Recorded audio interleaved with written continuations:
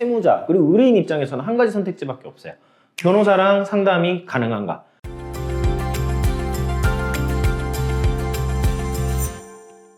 안녕하세요. 개인회생 길잡이 김은찬 변호사입니다. 개인회생 진행을 하시는 분들이 이제 어떤 변호사와 내가 이 사건을 함께 할 것인가 그 사무실들을 열심히 이제 찾으시죠. 그러면 이제 뭐 다양한 선택 요소가 있을 수 있어요. 싼데 갈 수도 있는 거고, 그리고 이야기를 해보니까 뭔가 신뢰를 할 수 있는 곳에 갈 수도 있고, 아니면 홈페이지가 예뻐서 갈 수도 있고, 이제 물론 다양한 사유들이 있는데 어쨌든 개인회생을 내가 진행해보기 전에는 뭐 모든 서비스가 그렇지만은 이 사무실이 어떤 사무실인지 알기가 참으로 어려워요. 그러면 내가 어떻게 해야 좀 일 잘하고 나를 위해서 잘 싸워줄 사무실을 찾을 수 있을 것인가, 요것에 대해서 한번 이야기를 해보려고 하는데요. 물론 뭐 저희 사무실 선임하시면은 뭐 그냥 다 해결이 되는 문제지만 그래도 한번 설명을 드려보도록 하겠습니다. 일단 개인회생 분야는요, 요즘에는 변호사님들이 많이 하셔요. 많이 이제 진행을 하셔서 좀 폐단이 많이 없어지고 있는 그런 분위기다라고 생각은 드는데, 그래도 여전히 사무장 중심으로 운영이 되고 있는 사무실이 많습니다. 그래서 이런 경우는 사실 이제 변호사의 명의만 이제 빌려서 하는 것이고, 변호사는 뭐 실질적으로 개인회생 업무나 그런 어떤 행정에 대해서 전혀 관여를 하지 않아요. 그리고 개인회생의 어떤 분야에 대해서 잘 알지 못하는 경우도 많습니다. 그러면은 사실은 나는 이 변호사의 이름을 보고 선임을 했는데 이 변호사는 사실은 개인회생에 대해서 전혀 모르는 사람이라는 거죠. 사실은 말이 안 되는 상황인데, 그런 어떤 상황 자체가 굉장히 버젓이 이루어지고 있었던 겁니다. 이 업계에요. 그래서 요거를 이제 거르려면은 일단은 사실 채무자 그리고 의뢰인 입장에서는 한 가지 선택지밖에 없어요. 변호사랑 상담이 가능한가?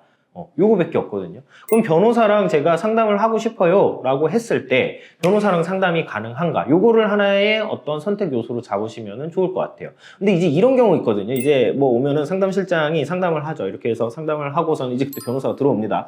이제 변호사가 와서 아유 상담 잘 하셨죠? 이렇게 돼서 금액은 얼마고 여기 서명하시면 됩니다. 요거는 상담이 아니죠. 이건 그냥 가격 안내 해준 거고, 이거 통상적인 그 바뀐 거예요. 보통 변호사가 하고 계약 체결할 때 상담실장이 들어오는데 이게 뒤바뀌었어요. 변호사가 이제 와가지고 계약서를 들이미는 건데, 이게 왜 그러냐면 이제 변호사법 위반이나 이제 이런 이슈가 있다 보니까 일단 얼굴은 비치는 거죠. 또 반대로 돼요. 변호사가 먼저 일단은 들어와가지고선 저희 이런 사무실이고 이런 사무실이고 대본을 일단 읽고 구체적인 내용은 저희 상담실장님이랑 이야기하시면 됩니다 하고 나갑니다. 그리고 사실 법리적인 부분이나 절차에 관련된 거는 이제 상담실장이랑 상담을 하는 거죠.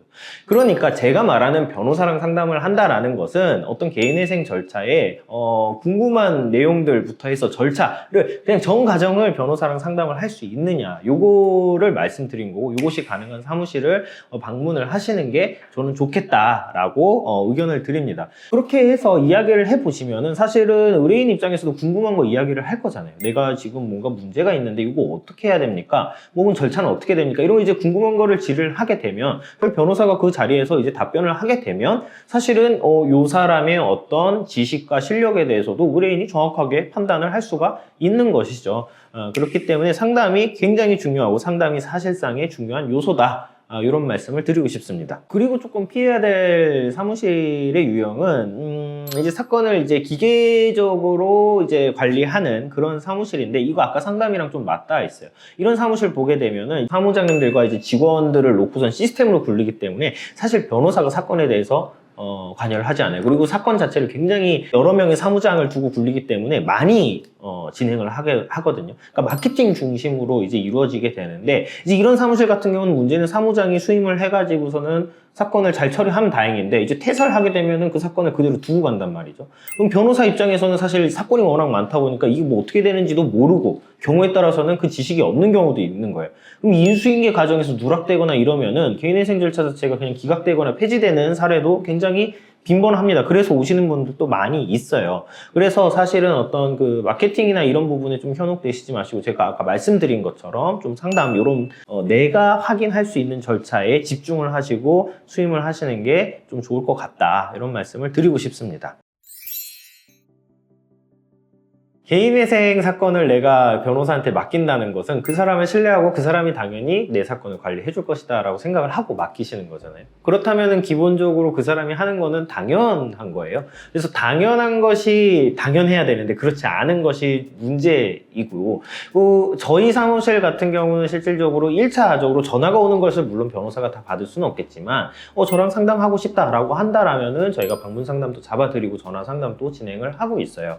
그리고 이제 사건이 구체적으로 진행되는 단계에서는 카카오톡 단체방에서 같이 방향 설정하고 진행 상황 또 체크를 하고 서류나 이런 내용들도 꼼꼼히 확인을 하고 있으니까요. 너무 걱정하시지 않으셔도 괜찮을 것 같고, 개인회생 절차라는 것이 사실은 처음 해보시는 분들이 대다수일 테고 도움을 줄 수 있는 사람이 필요한 것이잖아요. 신뢰할 수 있는 분을 잘 찾으셔야 되기 때문에 제가 오늘 영상에서 계속 반복했던 상담에 꼭 운영을 하시고서는 좋은 사무실 찾으셔서 개인회생 잘 진행하셨으면 좋겠습니다. 감사합니다.